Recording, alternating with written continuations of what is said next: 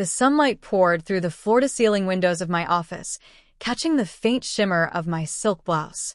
The Los Angeles skyline stretched beyond the glass, busy and beautiful, but I was too distracted to enjoy it. My phone buzzed against the mahogany desk, vibrating beside my untouched cappuccino. From Emily. "You're not going to believe this. Ryan just bought your dream car." I almost laughed. Almost. Because there was something so perfectly ironic about those words. Ryan, my older brother, the one who used to tell me that women didn't get cars, had finally splurged on the exact model I used to talk about when I was 19. The very one he once called ridiculous. And now, he'd just signed the paperwork in my dealership. Of course, he had no idea. No one in my family did. For years, I'd let them believe I was managing some office job somewhere downtown. It was easier that way, easier than explaining how I'd gone from the girl they dismissed to the woman running one of the most successful luxury car dealerships in the state. I ran my thumb along the smooth edge of my grandmother's silver bracelet, a habit whenever I felt the pull of the past. The hum of the air conditioning filled the silence, mingling with the faint scent of new leather drifting in from the showroom below. Somewhere on the first floor, Ryan was probably grinning from ear to ear, convinced today was all about him. He didn't know yet, but he was about to find out whose signature had approved his purchase.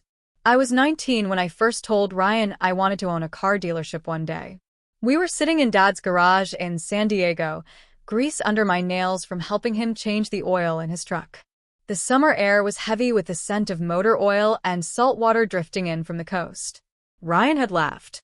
Not the kind of laugh you share over a joke, the kind that slices. "You? Come on, Madison.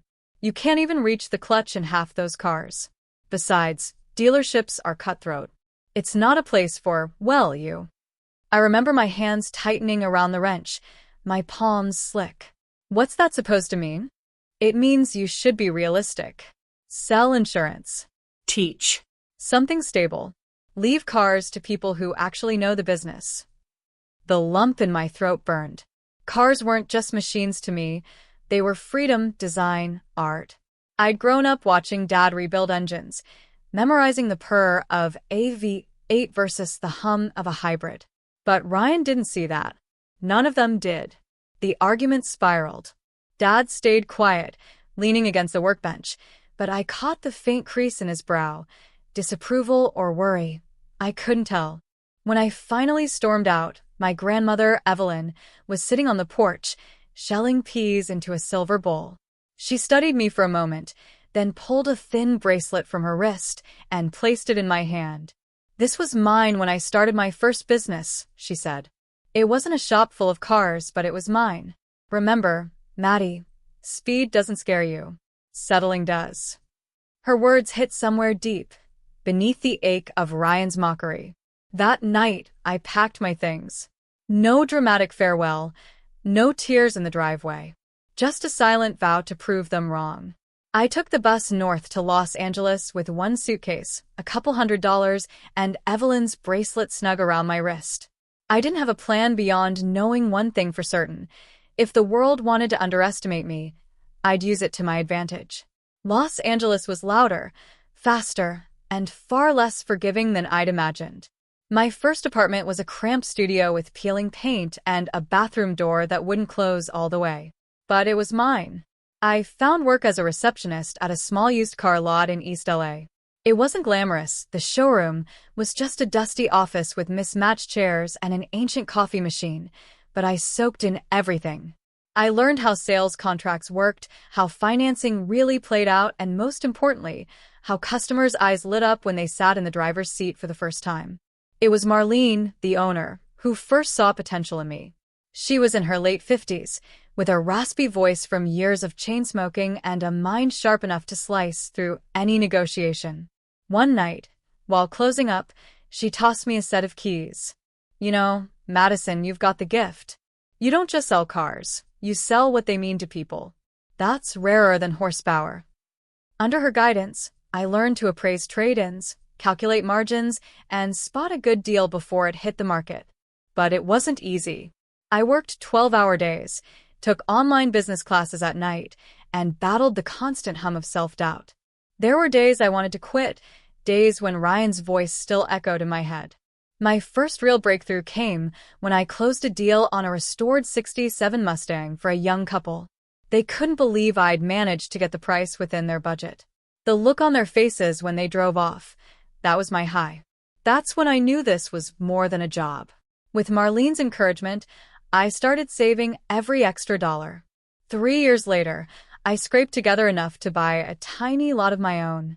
It was barely bigger than a convenience store parking lot, but it was my name on the lease. From there, it was a slow climb, upgrading inventory, building relationships with suppliers, and learning which risks were worth taking.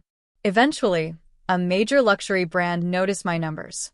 They offered me a partnership deal if I could secure a bigger property. I did. By the time I turned 30, I was running one of the top-performing luxury dealerships in Southern California. My office overlooked a gleaming showroom filled with the kind of cars I used to dream about: Aston Martins, Lamborghinis, Porsches, and yes, the exact model Ryan had just bought. I kept my success quiet.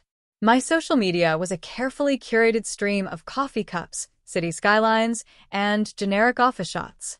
No showroom photos, no luxury car selfies. When family called, I gave vague answers about work being busy. It wasn't about spite anymore, not entirely. It was about peace. I didn't need their validation. I'd built this on my own, brick by brick, deal by deal. Still, as I sat in my office that morning, staring at Emily's text, I couldn't help the small, satisfied smile tugging at my lips. Life had a funny way of circling back. From my second-floor office, I had a perfect view of the showroom below. The polished white tiles gleamed under soft spotlights, reflecting the sleek lines of the cars on display. Floor-to-ceiling windows let in the late-morning sun, making the metallic paint jobs shimmer like jewels. Ryan stood near the center of it all, his hands in the pockets of his designer jeans, wearing that easy grin he'd always had when he thought he was in control. Beside him, a sales associate, Michael, was finalizing paperwork at one of the glass desks. Ryan gestured toward the glossy black sports coupe parked just a few feet away, running his palm along the hood as though it were a living thing. I could almost hear his voice in my head. "This is what success looks like, Madison. Maybe one day you'll get here." I waited until Michael disappeared into the back to retrieve the keys before making my move. My heels clicked against the staircase as I descended, the sound sharp in the hushed air of the showroom. Ryan didn't notice me at first. He was too busy checking his reflection in the driver's side window. "Beautiful choice," I said, my tone smooth. He glanced up, surprised, then his brows furrowed. "Madison, what are you doing here?" "I work here," I said simply. His smirk returned. "Oh, so you're selling cars now? Not bad." "I'm not selling them," I corrected, stepping closer until I stood beside the car. "I'm approving the sale. And in this case, yours." He laughed, thinking it was a joke. "Wait, you're telling me?" "I own this dealership, Ryan." I let the words settle in the space between us, calm but unshakable. "Every car you see here, every contract, every sale, it all runs through me." For a moment, the only sound was the faint hum of the air conditioning and the quiet strains of instrumental music from the overhead speakers. His smirk faltered, replaced by something I'd never seen on his face before: uncertainty. "You're kidding," he said finally, though his voice lacked conviction. I shook my head. "I signed off on your purchase yesterday." When Michael told me the buyer's name, I thought maybe it was someone else. But no, here you are. He stepped back from the car, his hands falling from the hood. "Since when? How?" I didn't rush to fill the silence. Instead, I let him take in the showroom, the framed awards lining the wall, the custom art installations, the gleaming reception desk, every detail I'd chosen. This was my story written in chrome and leather. "Since I stopped listening to you tell me what I couldn't do," I said finally. His eyes narrowed, but it wasn't anger I saw. It was the slow dawning of realization, the mental rewiring that comes when the version of someone you've held in your head no longer matches the one standing in front of you. "I didn't know," he admitted, voice quieter now. "No," I agreed. "You didn't ask." Michael returned with the keys, oblivious to the tension, and handed them to Ryan. Congratulations, sir. She's all yours. Ryan took them, but his gaze stayed on me. This changes things, he said slowly. I smiled, not unkindly. It should. In that moment, I wasn't the little sister begging to be taken seriously. I wasn't the 19-year-old leaving home with a suitcase and a bracelet. I was the woman who had built something enduring, something he couldn't ignore. And for the first time in a long time, Ryan didn't have anything clever to say. We stood by the car in silence for a long beat. Ryan turned the keys over in his hand like they were suddenly heavier than before. Madison, he started. I guess I owe you an apology. I folded my arms, tilting my head. You guess? He let out a slow breath. Okay. I do owe you one. I was wrong back then. I didn't rush to let him off the hook.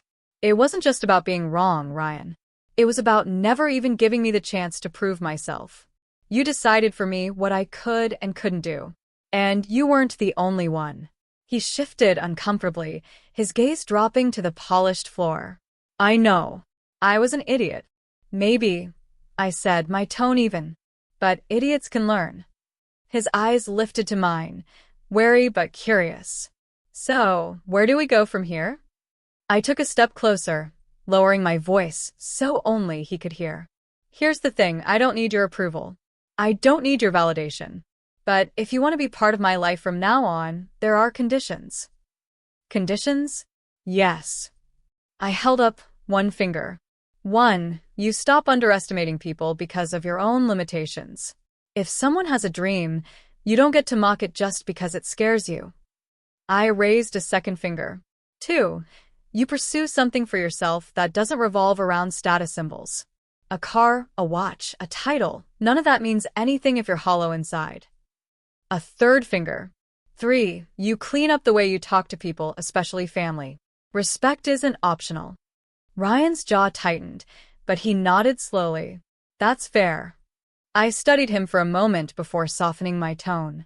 I'm not asking you to change overnight, but I'm done playing the little sister who needs your blessing. If we're going to have a real relationship, it has to be as equals or not at all. He gave a short, almost disbelieving laugh. You really have changed. No, I corrected. I just stopped hiding it. For the first time, I saw something genuine in his eyes. Maybe respect, maybe humility. All right, he said finally. I can work with that. I smiled faintly. Good. Now enjoy your new car. Just remember, you didn't get it from some faceless business. You got it from your sister. That last word seemed to land heavier than all the rest. A week later, Ryan showed up at the dealership again, not to buy anything but just to talk.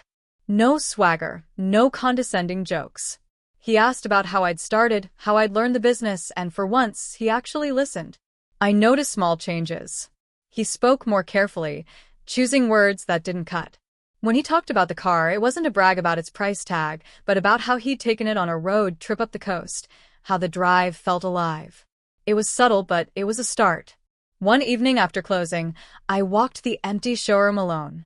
The scent of leather still lingered in the air, the soft lights casting warm glows across the hoods of the cars. My hand drifted to the silver bracelet on my wrist, Evelyn's bracelet. I remembered that night on her porch, the weight of her words in my palm.